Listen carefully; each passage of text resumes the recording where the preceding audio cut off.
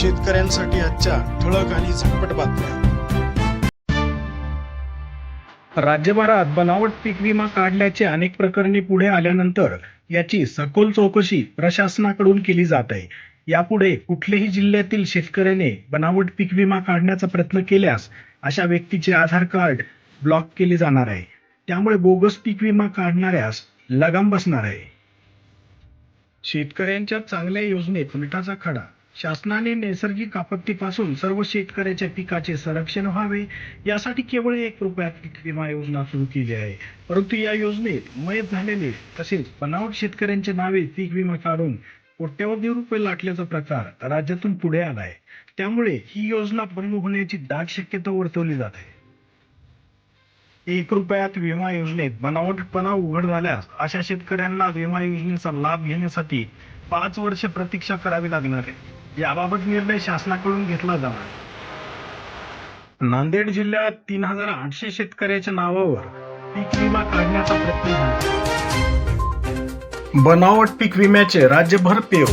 बीड जिल्ह्यात बनावट पीक विमा काढणाऱ्या रॅकेटचा पर्दाफाश झाल्यानंतर राज्यभरातील इतरही जिल्ह्यात पीक विम्याबाबत तपासणी करण्यात येत आहे. फुलकोबीने भंगले शेतकऱ्याची स्वप्न. आवक वाढल्याने आर्थिक फटका.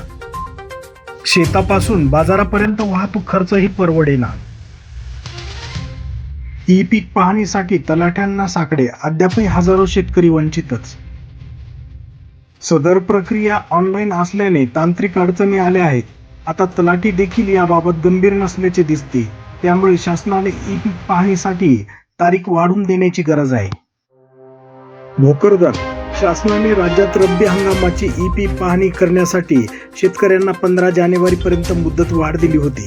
मात्र वारंवार इंटरनेटचा खोडा निर्माण होत असल्याने अद्यापही भोकरदन तालुक्यातील हजारो शेतकऱ्याची ई पीक पाहणी झाली नसल्याचे वास्तव आहे. यातच मुदतीत ई पीक पाहणी न झालेल्या क्षेत्राबाबत नोंदणीची जबाबदारी तलाठी स्तरावर देण्यात आली आहे. परंतु तलाठी सज्जावर हजर राहत नसल्याने शेतकऱ्यावर मनस्तापाची वेळ आली आहे. भराडी परिसरात उन्हाळी बाजरी पेरणीसाठी शेतकऱ्याची लगबग.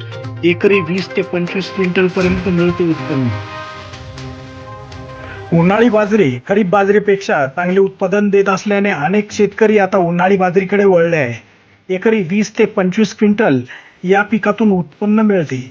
या बाजरीच्या सरमाडचा जनावरांसाठी चारा म्हणून उपयोग होतो. कापसाच्या थप्पीने त्वचेचे आजार. कमी भावात तरी कसा विकणार?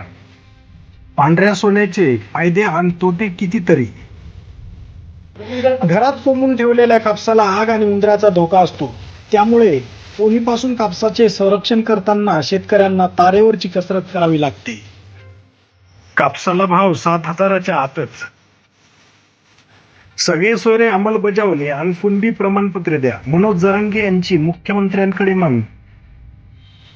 मराठा आरक्षण आंदोलनाचे नेते मनोज जरांगे पाटील यांनी शनिवारी आपले 7वे उपोषण सुरू केले आहे. यापूर्वी त्यांनी 6 वेळा उपोषण करीत त्याला स्थगिती दिली होती. ओबीसीतून कुणबी प्रमाणपत्र, सगळे सोयरे अध्यादेशाची अंमलबजावणी यासह विविध मागण्या मुख्यमंत्री देवेंद्र फडणवीस यांनी मागण्या मान्य कराव्यात अशी मागणीही जरांगे पाटील यांनी केली. यावेळी मराठा बांधव मोठ्या संख्येने उपस्थित होते.